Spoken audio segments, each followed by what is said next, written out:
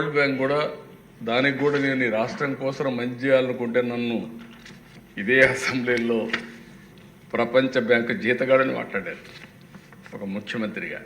పర్వాలేదు, పడ్డా. దేనికోసం పడ్డానంటే రాష్ట్రం కోసం పడ్డానని తృప్తితో పడ్డాను. ఫస్ట్ టైం నేను ఎలక్ట్రిసిటీ బోర్డులో విద్యుత్ శక్తి రిఫార్మ్స్ భారతదేశంలో తీసుకొచ్చిన ఏకైక రాష్ట్రం, మొట్టమొదటి రాష్ట్రం ఆంధ్రప్రదేశ్ రాష్ట్రం. అప్పుడు ఇవన్నీ ఏం లేవా దిశ, రెగ్యులేటరీ కమిషన్ లేదప్పటికీ. రిఫార్మ్ వచ్చింది 91, 98లో విద్యుత్ శక్తి రిఫార్మ్స్ తీసుకొచ్చాం, సంస్కరణ తీసుకొచ్చాం. అప్పుడే మీరు చూస్తే 3గా డివైడ్ చేశాం. Distribution company, generation company, transmission committee. ఇంకొక పక్కన ఇవన్నీ రెగ్యులేట్ చేయడానికి రెగ్యులేటరీ కమిషన్ సెటప్ చేశాం.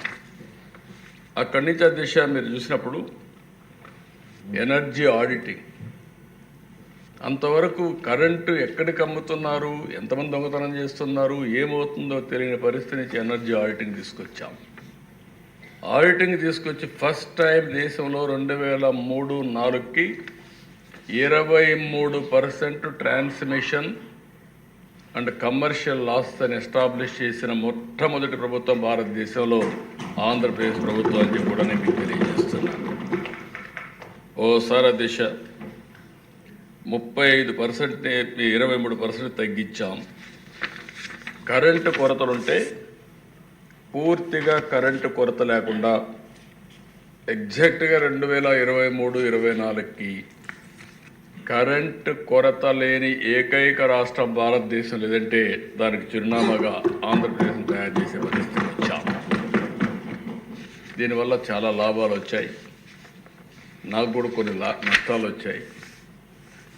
ఎందుకంటే ఫస్ట్ టైం ఒక మంచి పని చేసిన దానికి నేను రిఫార్మ్స్ తీసుకొచ్చాను కాబట్టి ఆ రోజు వచ్చినటువంటి ఈ పవర్ సెక్టర్లో మార్పులు ప్రజలు సరిగా అర్థం చేసుకోలేకపోయారు. కాబట్టి 2004లో తెలుగుదేశం పార్టీ ఓడిపోవడానికి ఒక కారణం ఈ రిఫార్మ్స్ కూడా అని చెప్పి మీకు తెలియదు. రిఫార్మ్స్ అని నేను అన్నా, కానీ ఆ వచ్చిన ఇబ్బందులను అధిగమించడంలో కొంచెం సమయం కావాలి. ఆ సమయం లేని వల్ల కొంత ఇబ్బంది పడ్డాం. ప్రతిపక్షాలు దాన్ని అడ్వాంటేజ్గా తీసుకున్నారు. నేను అన్ని రిఫార్మ్స్ తీసుకొస్తే అధ్యక్ష వెరీ విచిత్రం ఏంటంటే ఉచిత కరెంట్ ఇమ్మన్నారు. కానీ అప్పటికే స్లాబ్ రేట్ ఉంది. ఈ దేశంలో మీరు ఒకటి గుర్తుపెట్టుకోవాలి, మొట్టమొదటిసారిగా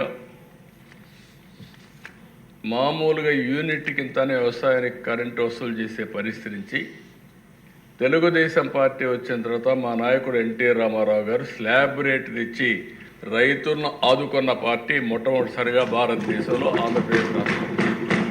50 రూపాయలు హెచ్పీకి పెట్టి అవన్నీ మాఫీ చేయమంటే చేయలేకపోయాం.